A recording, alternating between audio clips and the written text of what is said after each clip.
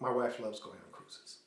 And I'm glad for her to go on cruises because it allows me to get down in the dungeon and do what it is that I do. Right? So she's always asking me, you need to go with us this time. And she's going 2-3 times a year. And I'm like, okay, I'm going to go with you this time. So it turns out on that particular cruise, she tricked me. She took me on a Disney cruise, which is, let me just say this, awesome. Those are the best cruises, period. No one's even close.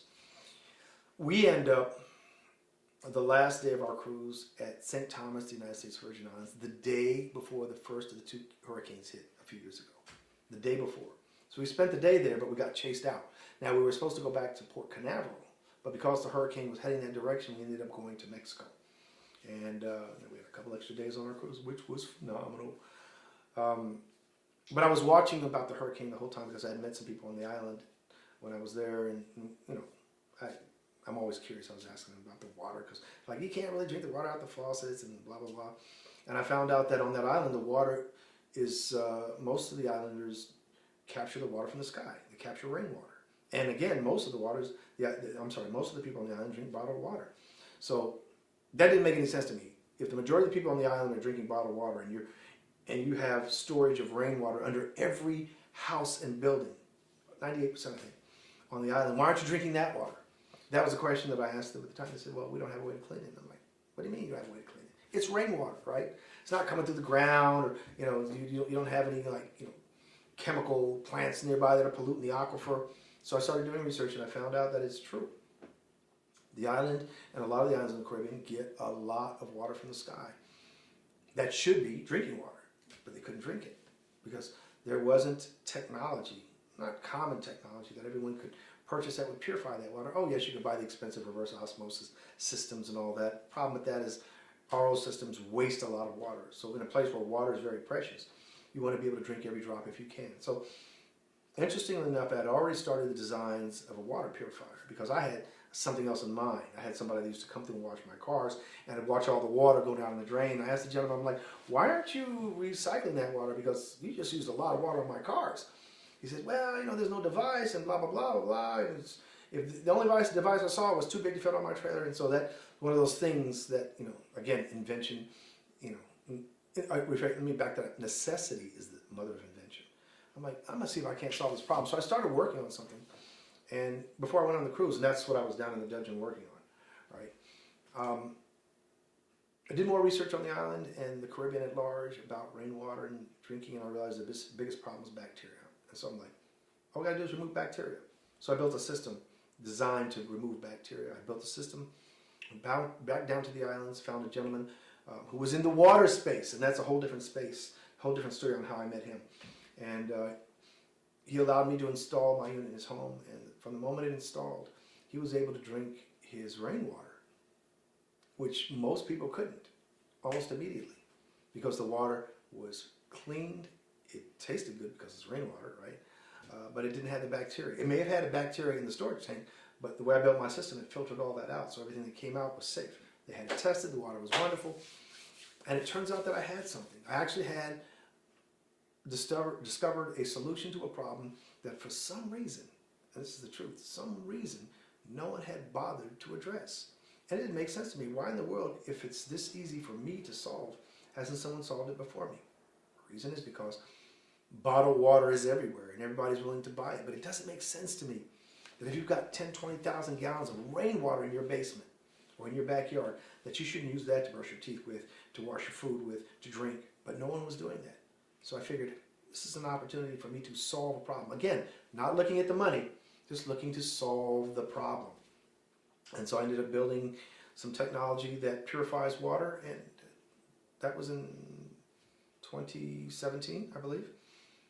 And now it turns out that I have some of the most advanced water purification technology in the world, which is weird because prior to that I didn't know anything about water other than it came out of a faucet and you could buy it in bottles. But because of my curiosity, because of my tenaciousness, because of my persistence, I didn't want to just have a band-aid to place over this. I wanted to actually solve the problem. And when I talked to the experts in the field, they're like, oh, this is the way you have to do it, this, and this. But as I mentioned before with the marketing effort, I'm like, okay, that's the way you do it.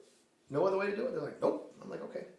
Naturally, I went right back to see if there was something that could be used to clean the water that they weren't thinking about. And so I ended up starting this little concern called Bondurant Technologies International, making water purification technology. You can actually see my first video out there. I'm drinking swamp water. Everybody loves that video. And people think I'm crazy because you look at the water and you know, even if you don't know what's in the water, you know what's in the water. And I had it coming through my machine, and I'm drinking, and I'm talking, and this is years later, and I'm still alive. So obviously it works. So one other thing on that is that having made this invention and getting it to work, I had to solve another problem. That problem was I don't know the space. I don't know anything about water. I'm not a physicist or a chemist or an engineer.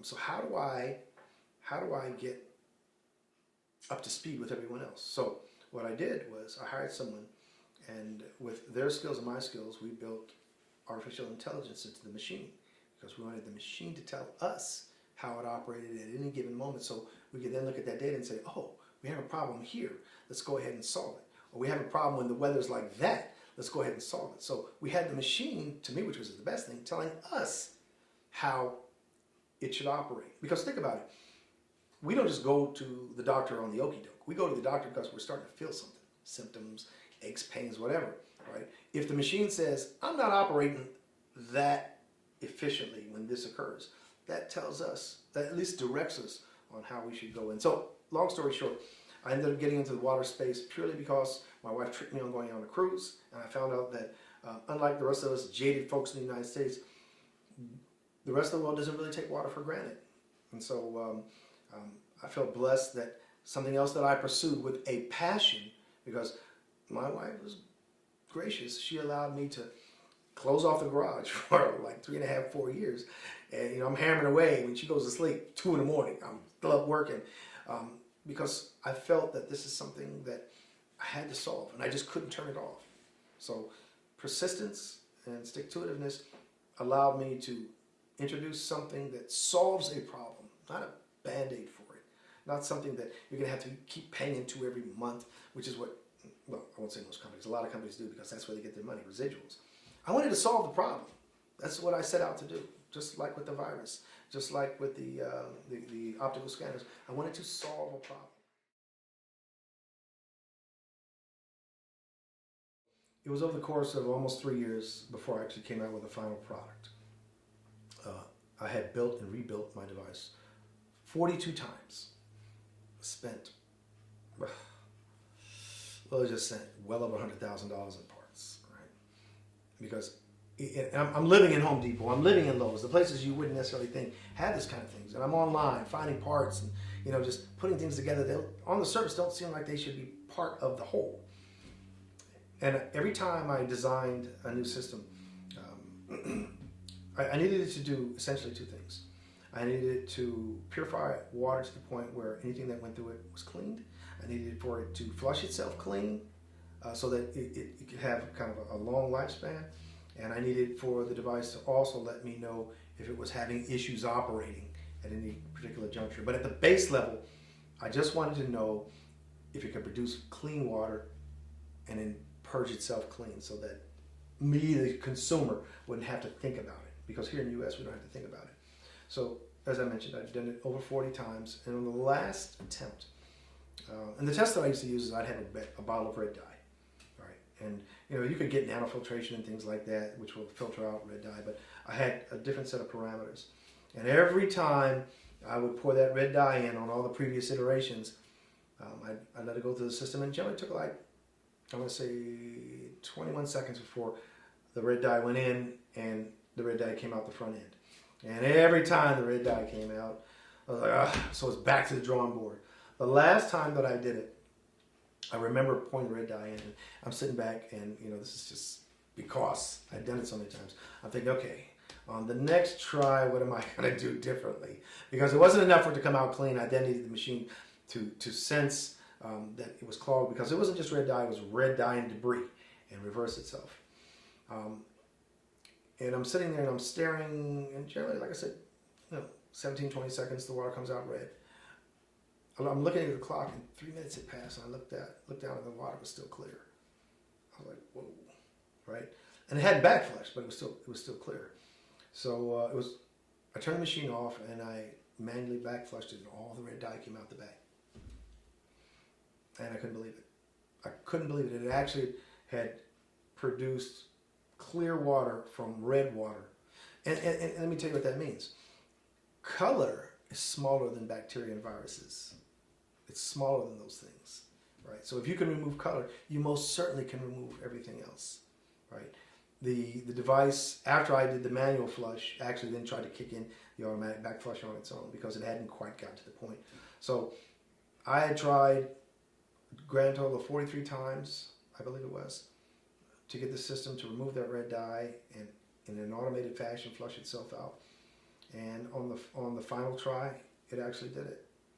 And I stood there staring at it after all the red dye had come out and realized that I had actually achieved something, what I would consider significant.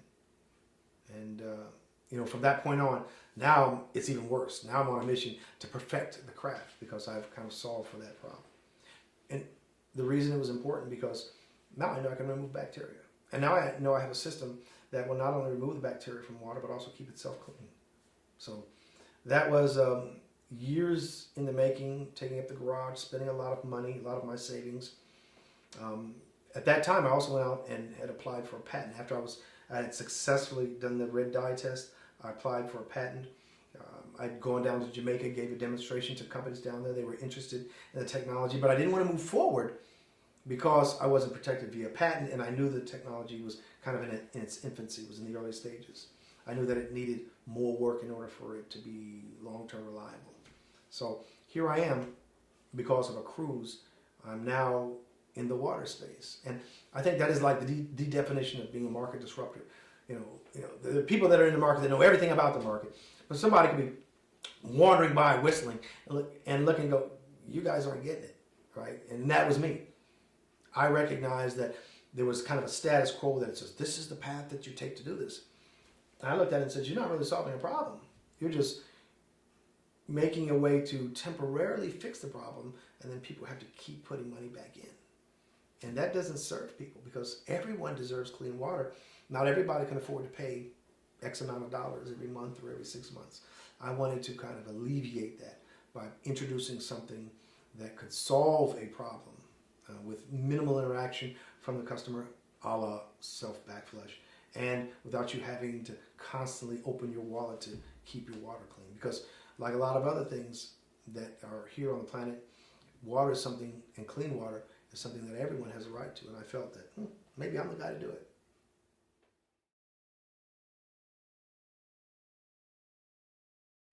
I mentioned that I had taken it to Jamaica. Jamaica bought some, went to a company down there called Grace Foods, and they did lab tests on the resultant water that came out of my device. I had lab tests done here in Georgia as well, and both results came out. The water was completely potable, which means it's drinkable.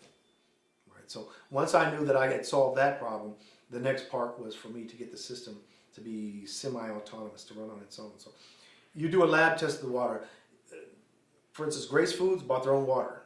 They're like, we know this water is polluted. And so what I did was, I allowed them to run the water through it, and I drank their water when it came out the other end. And the guy standing there, and I actually got this on film, he says, if you're alive tomorrow, we can do business. And I'm thinking, what did I just do?